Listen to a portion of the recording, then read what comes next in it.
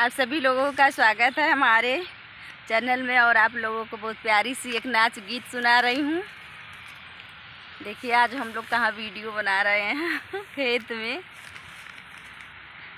मोटरिया ठुनुन मुनुन करई मोरे राजा, मोटरिया ठुनुन मुनुन करई मोरे राजा।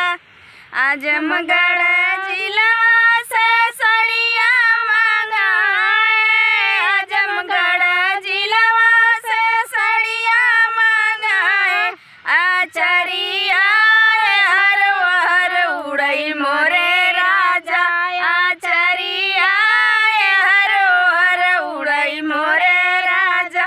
मोटरिया ठुनुन मुनुन करई मोरे राजा, मोटरिया ठुनुन मुनुन करई मोरे राजा।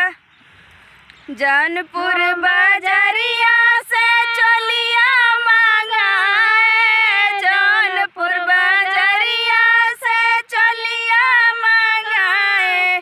जवानिया चुरुर मुरुर करई मोरे राजा, जवानिया चुरुर मुरुर करई मोरे राजा। मोटरिया ठुनुन मुनुन करई मोरे राजा, मोटरिया ठुनुन मुनुन करई मोरे राजा। आजमगढ़ बाजरिया से सुरमा मंगाए, आजमगढ़ बाजरिया से सुरमा मंगाए। अखिया चकर मकर करई मोरे राजा, अखिया चकर मकर करई मोरे राजा।